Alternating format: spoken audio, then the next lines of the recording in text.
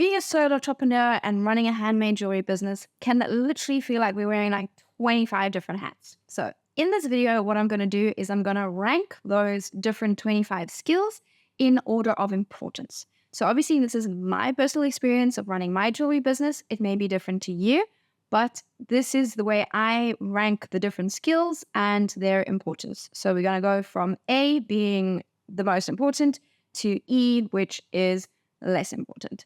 So let's dive right in. So the first skill is tech skills. So I'm going to plonk this here at C. So tech skills are important. Obviously, we need to build a business. We do need to have an online presence, especially these days, but it's not the ultimate thing that's going to make or break you. You can always ask a friend, you can do research, you can watch a YouTube video, you can figure these things out as you go along. Like for me, for example, I was terrified of doing all of this because I really didn't have many tech skills growing up at all. And diving into running my own jewelry business was quite scary, especially with all of the different things that you need to do. But you know what? I figured it out. I learned, I asked friends, I Googled, I YouTube videos, and in the end, I built those skills slowly, step by step. But starting out, I didn't feel like I needed to know absolutely everything to get going. And you know what? Here I am. I'm fine sitting in this lovely apartment in Bangkok and running my jewelry business online, essentially. So if I can do it, you can do it. All right, moving on to the next skill. So photography. I'm going to rank photography as B. Obviously, photos are the first thing that people see of your jewelry brand. So through the pictures of your jewelry, obviously if you're in person, then that's different, but people are going to want to see your photos of your jewelry. And this really helps to promote a really good visual of your brand. So the better your photos, the better your brand comes off. Make sense? So in terms of that, it is a skill to work on. Obviously, you can outsource this as well, but it does end up getting quite expensive. And then it's going to kind of put you off. This is what happened to me. I was like, do I outsource the photos? Do I get somebody to take a really beautiful photo shoot of my jewelry? But then I was like, when I want to create something new or I have, something else, before I do that before I end up doing another photo shoot, I will still need to supplement the content I'm putting out there with photos that I've taken myself. And I didn't want to have like really different images, like, these super professional ones and then my really rubbish ones, because in the beginning they were rubbish. So that was a skill that I really, really wanted to work on and improve on, even if it was just with my phone to start off with, and then moving on to a camera when I got a camera and learn how to use that. But it is really quite an important skill to take good photos because it really goes a long way. So for me personally, I always look back at my Instagram account 6 months later and be like, wow, I thought at the time that image was really, really good. But actually looking at it now, I've learned quite a lot because it was something that I continued to improve on and continued to work on. With each time I needed to do some photos, I would improve, assess, look at what I'd done before. How can I improve that? So that's why I'm putting that one at B. Then we have got SEO, which I am going to put at D. I often hear people going, SEO is so important, I need to do my SEO, and stressing about it and not feeling like you want to get started because you don't know where to begin with SEO. Yes, it is important, but it's not one of the things at the forefront of your brand that you need to do straight away. Even in the course, my online course, it's right at the end of the course because it's something you can come back to as well. And what's more important is plenty other skills. But yes, it is important, but it's not like top priority to focus on right in the beginning. So that is SEO, so search engine optimization, essentially. Then mindset. We have got our first A tier. So mindset is so important. Genuinely, I cannot stress this enough. If you are not in the game and you feel like you're sabotaging yourself, you're filled with imposter syndrome, you are not alone. But the thing is to use that as a way to motivate yourself rather than to sabotage yourself. So I did that for way, way too long, just not believing in myself, not having confidence to talk about my jewelry, not having confidence in my offer. And actually, the more that I grew that confidence and improved my mindset to a growth mindset, and thinking much more positively about everything and thinking, right, I can't do this right now yet. Like I can't do it yet, but that's okay. So you can still work on that, improve that, and go forwards. So believing in your goal of having a jewelry business is so key, and it helps you really climb over all of those obstacles that are going to be along the way. It's challenging. I'm not going to lie. If you've been doing this for a while, you're going to know as well. Wearing 25 hats and having all of these different skills and feeling like you need to be perfect at everything, it's exhausting and really, really stressful.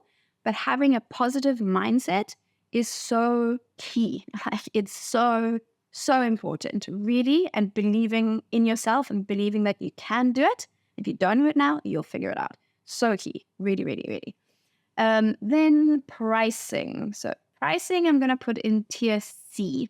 So pricing is something that I hear a lot of people stressing about a lot. I stress about it so much as well. So I have a whole video on it. In fact, I have 2 videos on it. And figuring out your pricing can feel like this huge, big, massive, overwhelming, stressful thing. But let's be honest, you know as well, you can buy a piece of jewelry for $5. You can buy a piece of jewelry for $5,000. You can buy a handbag for $2. You can buy a handbag for $2,000. It very much depends on the brand that is selling that piece of jewelry. So the important thing to remember about pricing is that it's not the price itself that is the be-all and end-all. It is actually you having the confidence in your jewelry and your offer and knowing enough about your brand to be able to feel like what you're offering is worth it. So once you've worked out your prices based on facts and not just guessed them, and you've done your competitor research and you see, okay, other people who make very similar jewelry to me are priced here. Where do I sit in terms of them, in terms of my brand and the customers that I am creating my jewelry for? That is more important than the actual price itself, because there's a price point and there's a customer for every single price point. So once you set it, it's done. Don't stress about it. Moving on, and yeah.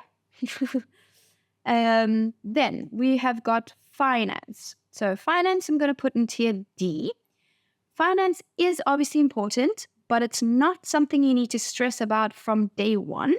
So yes, it is a good idea to separate your personal money from your business's money at a later stage when you are like, okay, this isn't a hobby anymore. I'm going to take this seriously. This is something I want to pursue. Then separate the things. But when we start, most of us, I at least, had a part-time job. I was using my own income to supplement it. I kind of kept putting money in, feeding into it, and then that way slowly growing it until I could create a pot that was separate from my money, that then I could use that to build it. But in the beginning, my money was the business money and I lived off that, and it went round and round. But at that point where you're like, okay, this is serious, I'm going to need to do my taxes, I'm going to need to figure all of that out, then separate it, okay? But in the beginning, don't stress about it too much. It's going to be fine as long as you're clear about what your intention is, and if it's a business or if it's a hobby, yes.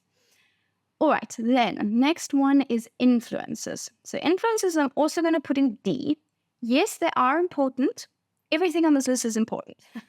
But I'm trying to just rank them and not put everything in A. Influencer marketing can be super, super great. It's really great to have other people wearing your jewelry and to be promoting your brand. But it's not the thing you're going to run to do on day one. There's so many things that you need to focus on before you get to that. So doing physical in-person markets, doing free social media, because sometimes doing influencer marketing can be paid opportunities as well. You can also do collaborations that are free, but it is important, but I wouldn't say it's number one on your list to do. There's so many other things that you need to prioritize as well before that. Then business model. So business model, I'm going to put in B. So this is important because when you're starting out, you do want to be planning ahead and thinking about yourself 5 years from now and thinking, okay, what type of business model do I want to have? Do I want to be selling business to business, or do I want to be selling business to customer? What type of jewelry do I want to be making? Do I want to be making it all myself? Do I want somebody else to make it? Are my designs possible to be made by somebody else? don't want to do one of kind. All of these things have implications and should be thought through fairly early on. I kind of almost wanted to put this in A, but there's quite a few things that are coming up in A as well. So stick around for those. But yeah, pretty important to get this one clarified. Saves you a lot of time down the line. Then making skills. We love talking about making and we all love making, but I'm actually putting this in E. The reason I'm putting this in E is because we're always going to be learning new skills. We always think we're not ready because we don't know everything there is to know about jewelry making. But be honest with yourself. Do you need to know about prong setting if you're never going to use prong setting? If at a point later down the line, you're like, actually, I think this is an important skill to learn, by all means, go ahead and learn it. I know we all love the making. I love the making too, and I couldn't get enough of it. But essentially, don't use that as an obstacle to your success and to progressing faster by thinking, oh no, my jewelry's not good enough. We all think that in the beginning. Trust me, I was like, oh my God, who am I, a little village girl from the middle of nowhere village in South Africa in London with all of these incredible jewelry designers, all these incredible jewelry brands. Who the hell am I with my random jewelry designs here? Like, clearly I am not the best out there. Look at my skills. Well, I did a year making course. Like, I did learn a lot of skills, but I don't use all of those skills in my jewelry because it doesn't go with my style and my aesthetic and the brand that I've created. So essentially, in the beginning, yes, it's a good idea to experiment and try different techniques and styles and see what you like. And then after that, you can still keep learning more, you can still keep growing, but it's not the number one thing to constantly be putting all of your attention on. And look at the reason why you feel the need to always be improving those skills. Is it because you're genuinely curious and you want to offer a really wide variety of different skills? Or is it because you don't believe that your jewelry is good enough and that you don't have the confidence to put out there what you have created? For me, that was the case. So anyway, once I clarified that and I was like, okay, I don't need to prove anything to this imaginary voice in my head that I actually can make jewelry, and I just made what I really enjoyed. That was much better. So what do we have next? So making skills. After that, we have outsourcing. So outsourcing, I am going to put in B. The reason I'm putting this here, I know that in the beginning, you're not going to run to do this, but when you do get to this, from my personal experience, I wasted a lot of money and a lot of time hiring people to do things, but they weren't the right people. So essentially what I'm speaking about mainly is when I started to try and look for ways to outsource my making. First, I found a lovely woman and this was great, had a great connection with her, but then she moved to a different country. Then I had another person, but then he decided to go back to his daytime job. Then I went with another company and they made my jewelry look like cheap made in China stuff. And, I didn't really do my research properly and I didn't really, sometimes you go about things and you haven't really thought it through, which was the case for me. I was just like, oh yeah, great, awesome, maybe you. Oh, maybe you. And I think that it's really, really important. Also in terms of like my coaching business earlier on, I hired a VA, so a virtual assistant, and I was like, great, can you please do this? And I was asking her to wear too many hats, and I was telling her how to do it to the best of my ability, which actually wasn't really helpful. Like, I think the idea of having somebody who can just take a bit of the weight off your shoulders is great, and they're like an extra pair of hands. But what I learned, which I would like to share with you now, is it's more important to hire someone who's better than you at that skill. It just saves you. It's just you can only learn what you can learn as you learn it. So at the time you'll think, oh, this is great, this is amazing. But actually it's much more interesting and helpful to hire somebody who's an expert and they can then pull you up to their level rather than you just staying at your level that you're at in terms of your business development and where your mindset's at in terms of how you run a business and what you do. Hope that makes sense. But yeah, essentially the important part about the hiring is to do it when you're ready, but to do it properly and make sure that they're better than you at what it is. Put the ego aside. It's way better, trust me. So next up, we have networking. So networking, I'm going to put in A. So this is super important, especially when you're beginning.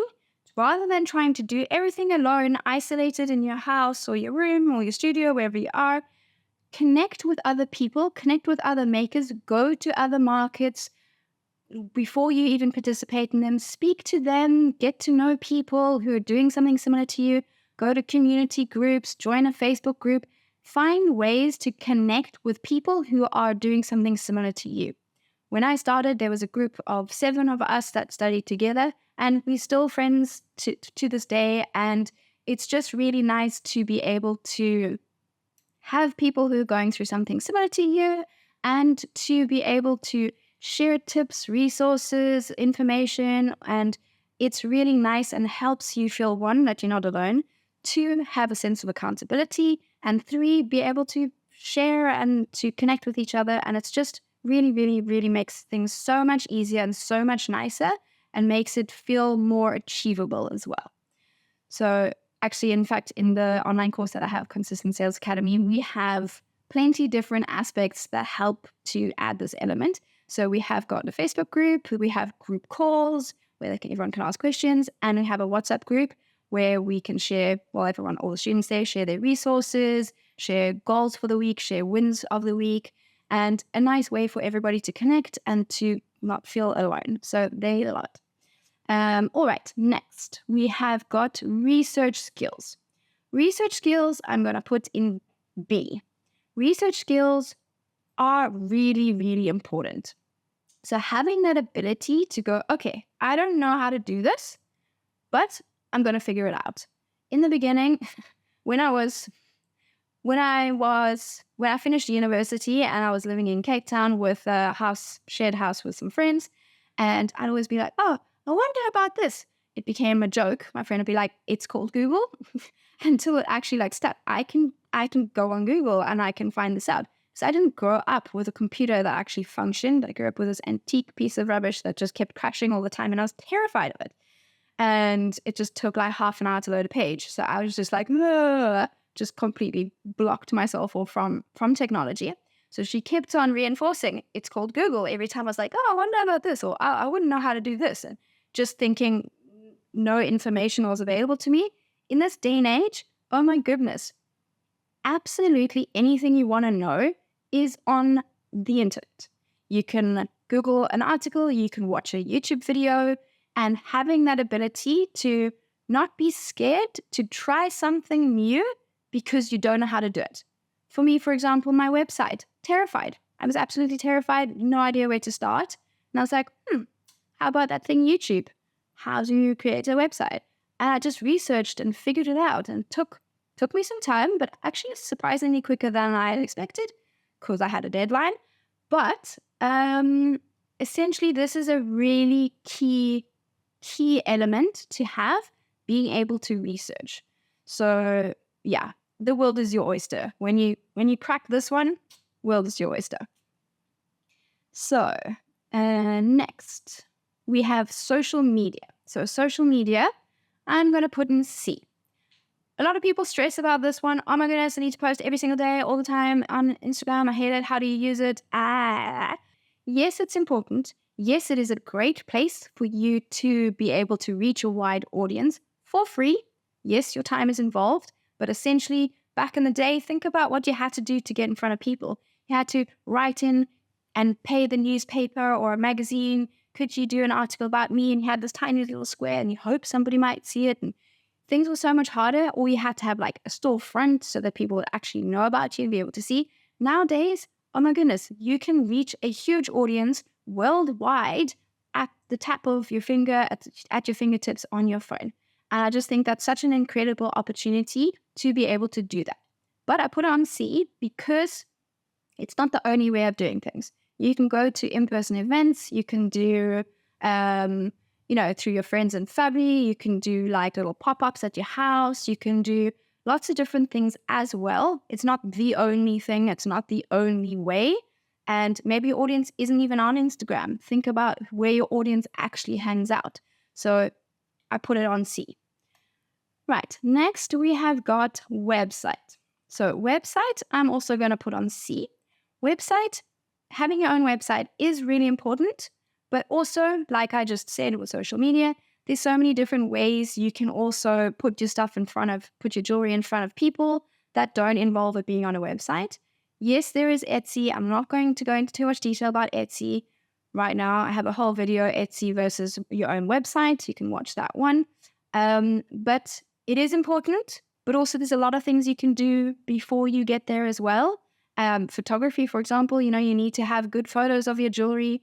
There's plenty of stuff that you need to do before you have your own website. When you're serious about it, then yeah, website, pretty helpful. Then, next up, we have email marketing. So email marketing, I'm going to put into C as well. Again, also super important, but not the only thing that's going to keep your business going. Talking to people, going to in-person events, like there's lots of different ways of putting your stuff in front, putting your jewelry in front of people, which is great, but it is important. And I think people often push email marketing down to E or even off this tier grid entirely, because it's like, I don't know what to write in there. Emails, I'm bothering people, I'm annoying people. But actually, if you change that mindset, again, mindset, super important, from I'm annoying people, I'm being super pushy, to actually I'm creating a connection with them and I am adding value. Through your emails, you're not just going to say, here, buy my thing, here, buy my thing. Like, you're going to be talking about the values of your brand. You're going to be creating a genuine connection. And I have lots of really lovely conversations that have been started through my email marketing. So changing that perception is really, really key, and it really needs to be higher up. Like I said, all of these things are super important, and I'd literally love to put them all in A, but yes, it's definitely not an E tier. Then, branding. Oh, I love branding. So branding, I'm going to put in B, not only because I love it, but because it's really important. If you think about any big, nice, doesn't have to be that big, but if you think of any shop that has a particular brand in it and you go in there, they have created a specific feeling, an atmosphere, an environment, and that is something that entices you and wants you to be part of it and wants you to buy from it, to remember that lovely feeling that they have created. So having a mishmash of I make this or I make this, and not having any kind of like clear continuity so that people can remember your brand, connect with your brand, and then come back and buy from your brand. If it's always changing and always different and you don't have that clarity and continuity, people aren't going to remember it and they aren't going to want to buy into it because they don't really know what they're going to come back for or what to expect next. So having a brand that is based on your values of your business, having a brand that is related directly to your specific target audience and has a very clear, unique selling point goes a long way. Rather than what I did in the beginning, I had no idea who my target audience was. I had no idea how to stand out. The way you stand out is through your branding. All right, so style of jewelry. So style of jewelry is something I often hear people talking about, and in the DMs, they'll say, oh, but I don't know if my type of jewelry is good enough. Oh my goodness, if you like it, then chances are there are plenty of other people who like it as well. You're not, no offense, but you're not that unique that you're the only person in the whole world that likes that type of jewelry. For sure, there's other people who like that as well. So rather than feeling like it's not the most technical thing ever seen out there, beaded jewelry, I've seen so much beaded jewelry, but you can make it unique, you can make it yours, add your own twist to it, have a strong message and a reason behind it, and who knows, you can totally fly. So I'm putting that in E. So next up we have markets. Markets I'm going to put on B. The reason for this is that they are pretty key and help you to be able to get your jewelry in front of actual real live humans who are potentially your target audience. So that way you can gauge, what do they like? What do they not like? Oh, I like this, but actually maybe they don't. Who knew? So that way you can also connect with people, have conversations with people. You can test out your price point with them. And that way you'll see people are buying it and actually the prices are fine. So it's really good, and it's a really nice way to network as well, which is another super important skill. I didn't put it in A because there are a couple of topics that are coming up for A, but it is pretty good idea to go into that. But in terms of longevity, maybe it's not something you want to always be doing. They are pretty exhausting and pretty tiring. So once you're then able to get that clarity on the target audience and, maybe you do markets for a couple of years. I've done so many markets over the years. In fact, I've been doing markets since I was like 5 years old. Not jewelry, but doing markets is really beneficial, but it's not necessarily the only route to sell your jewelry, as it can be super time consuming and super tiring. So that's why I'm not putting it in A either, just because of that reason. In fact, maybe it's a C. It's hard to place that one, but those are my thoughts on that one.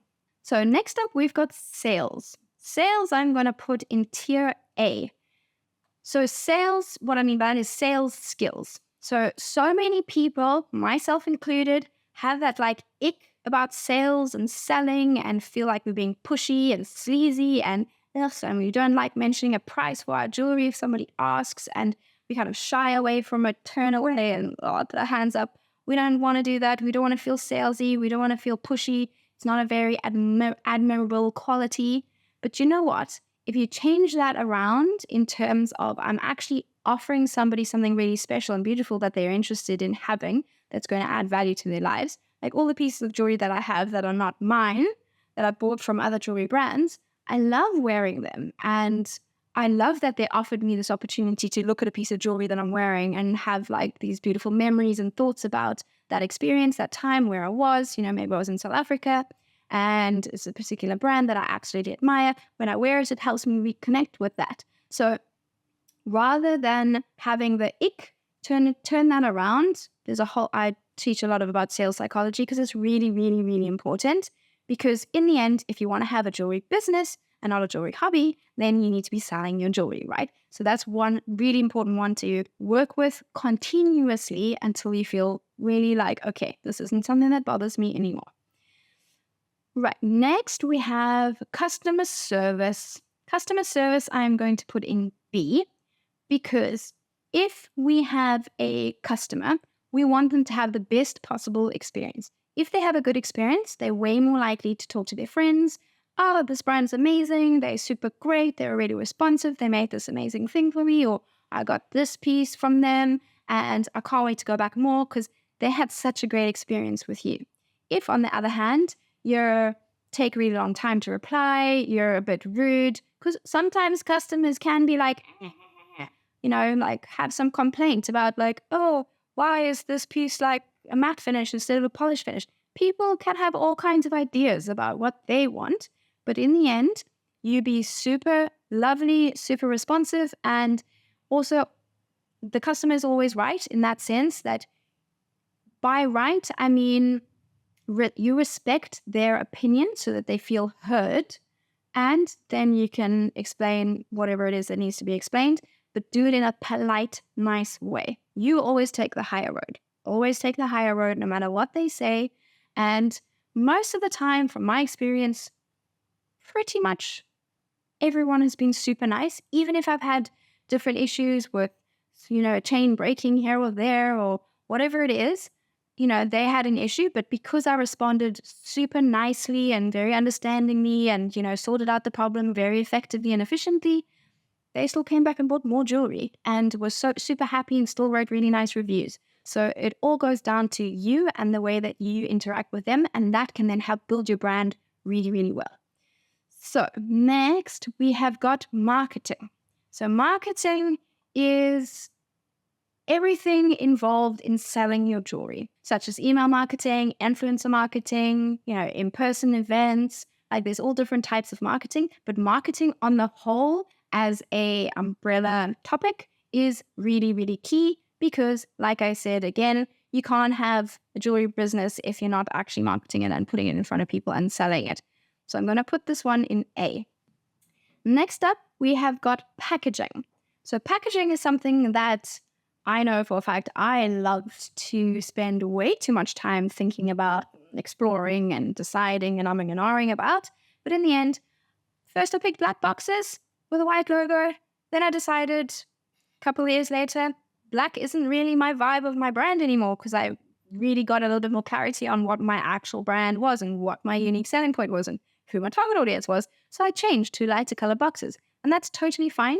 So the thing with branding is that, packaging is it's really important and it's part of branding, but it's not something that you need to spend hours and hours and years and weeks and thinking about. Once it's done, it's done. So that's kind of why I'm going to put that one on D tier, because it's important, yes, but it's not something that requires loads and loads of your time and effort to, get perfect and everything.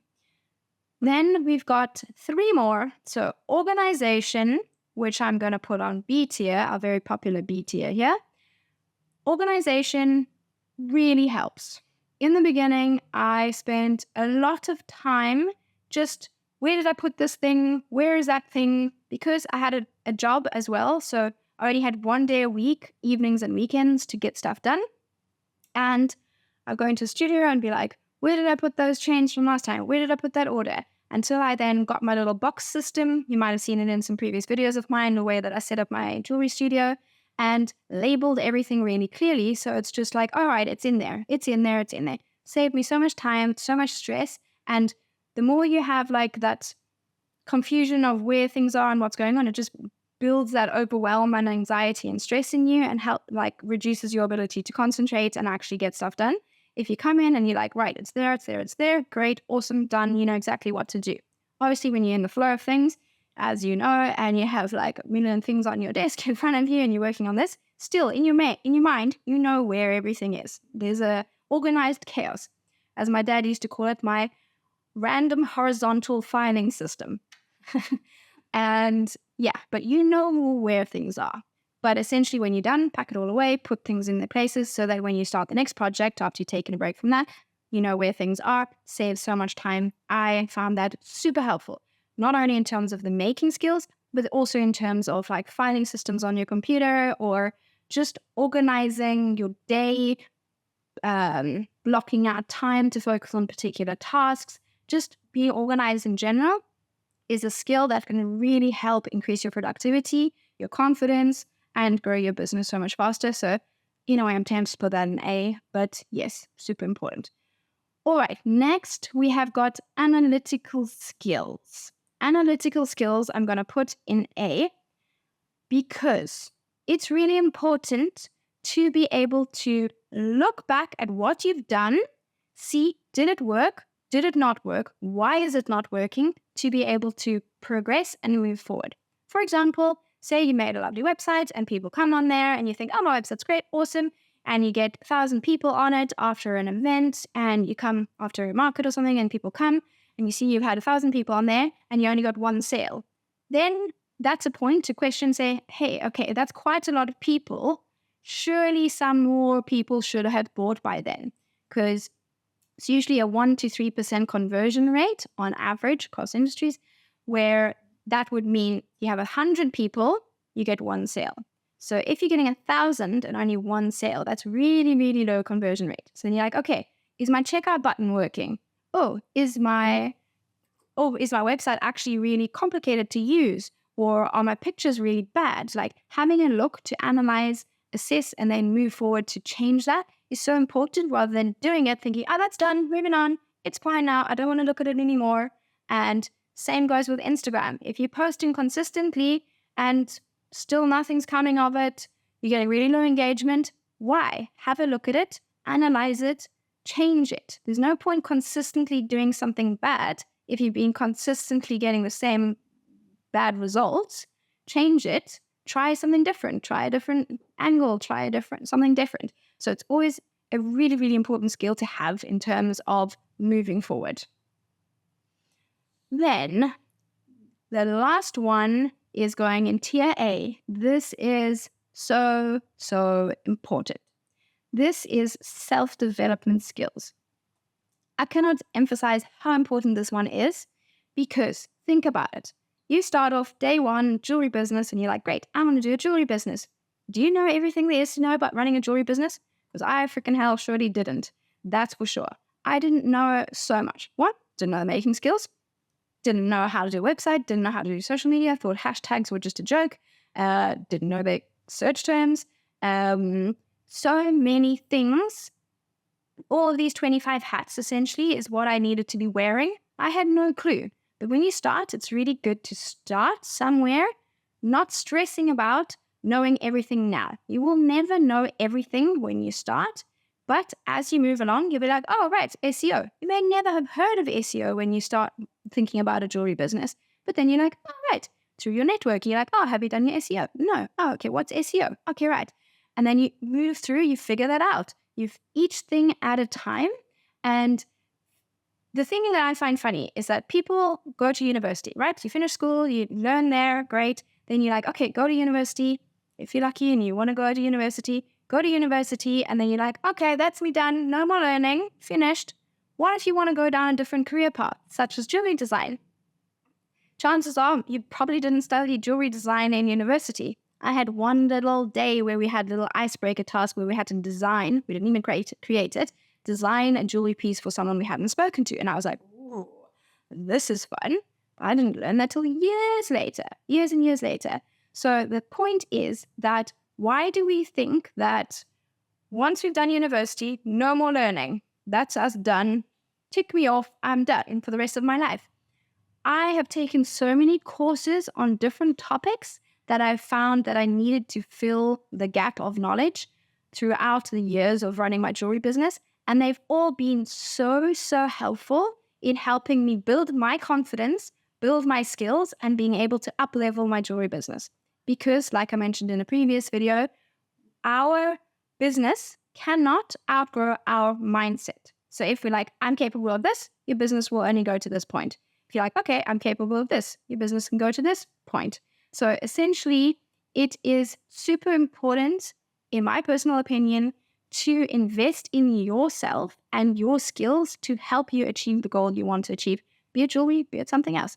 But to invest in yourself and not seeing that as something selfish, but the more you invest in yourself and you develop your skills and you fill up your cup, then, you go out into the world feeling like you're much more generous and you have a lot more to give and to share with the world.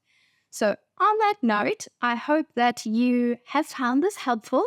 And yes, like I said, these are all just my ideas of where the tiers should go. Maybe for you, you can have a look at these, see which ones you are prioritizing that, and maybe think, actually just reassess, is this something good to be prioritizing right now? Or maybe actually, am I being distracted by the idea of perfectionism and feeling the need to spend a lot of time on this particular tier or this particular hat, when actually maybe you should be focusing on something else. Anyway, I look forward to seeing you next week in another video. Take care. Bye.